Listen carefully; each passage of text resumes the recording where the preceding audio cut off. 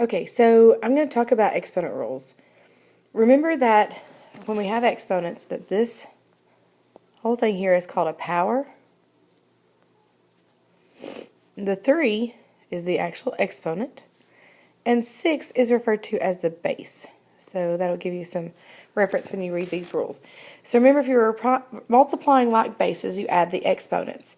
So if I have 2, let's see here, if I have 2 to the 4th, for some reason my pen's not wanting to write.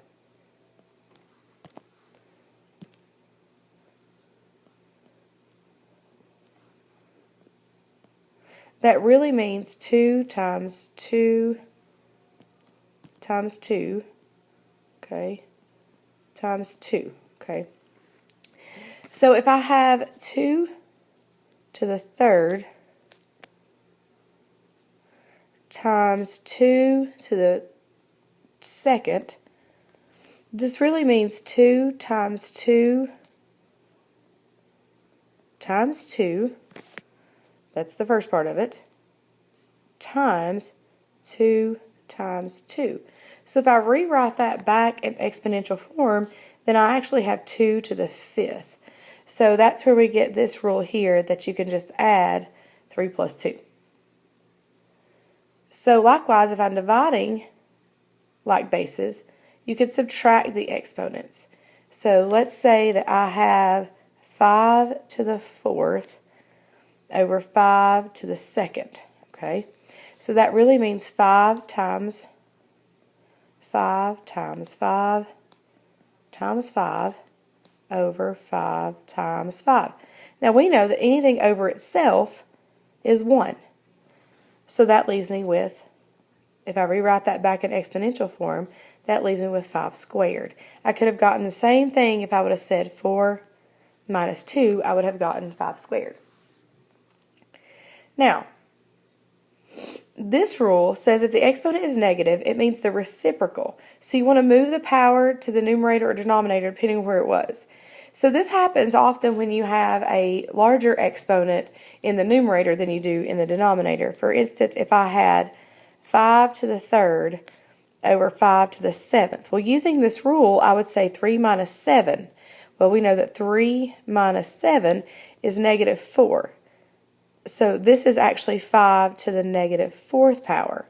Well, that's understood to be over 1. So we use the reciprocal and we say 5 over 5 to the 4th. So 1 over 5 to the 4th. So what the negative is actually telling us to do is to use the reciprocal. It's not necessarily telling it is not telling us to make the number negative. It's telling us to use reciprocal. So why that happens is essentially that you have 5 times 5 times 5 over 5 times 5 times 5. We have this 7 times.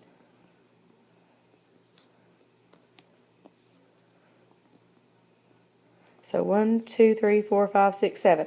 So again, using the division rule here, 5 over 5 is 1. Notice that all the 5's up here become 1. So 1 times 1 times 1 is 1. We have 1 in the numerator. And 1, 2, 3, 4 5's in the bottom. So that is why that happens. So if we want to work problems out, then instead of writing this step, as you can see all this writing that I've done, writing this step sometimes becomes cumbersome. So we have a shortcut per se, which is a rule as to why this works, okay? So if we just look at plain problems here, and I have, let's say, 6 to the 2nd times 6 to the 3rd, then I can just go ahead and say, okay, that's 6 to the 5th. And if they say write using exponents, then that's what they want, okay? Or you could have 2 to the negative 4th times 2 to the 3rd. And so we would put that together and say 2 to the negative 1. Now, that is one answer. It is a correct answer. However, sometimes they'll say write using positive exponents. So if that's the case, then they absolutely want us to use that reciprocal and use that. Now, we know that 2 to the 1st is actually just 2. So either one of those will work. Okay. So likewise with the division, if we see that we have 4 to the 6th over 4 to the 3rd, then we can say that it's 4 to the 6th minus 3. So that is 4 to the 3rd. Okay, now where students have issues sometimes is using your integer rules with this. So let's say that you have 5 to the negative 3rd over 5 to the negative 4th. Okay, well we have to go back to our integer rules and say, okay, negative 3 minus a negative 4. And so then we have to know that that actually means negative 3 plus 4. And so negative 3 plus 4 would actually be 5 to the 1st. I have a lot of students that want to put that as negative 7 or negative 1, just different things. So this would be 5 to the 1st. Okay, so now if we use the same rules here, we'll try one more. Let's say that this is 7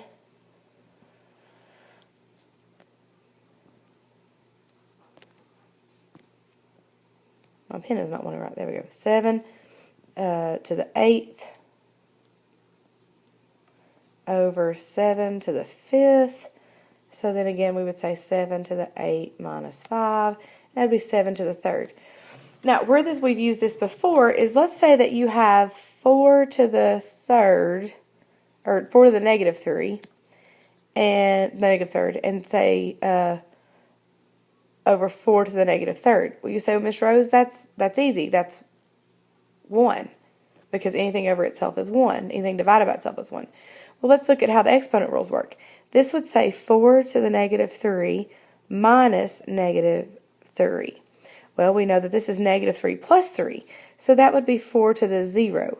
Well, anything to the 0 power is 1. So yes, it is 1. And that goes back all the way back to the previous page when we had those 5 over 5, it was 1. That would be 1 minus 1, which is 0. So now they will put both of these in the same question. And so then you will have maybe 4 to the 3rd times 4 to the 6th over 4 to the 8th. Well, then you have to use both rules. So here we know there's different ways to do this. We could put these two together here. And so this would be 4 to the 9th over 4 to the 8th. And then we use our subtraction. So this is 4 to the 9 minus 8, which is 4 to the 1st. Okay.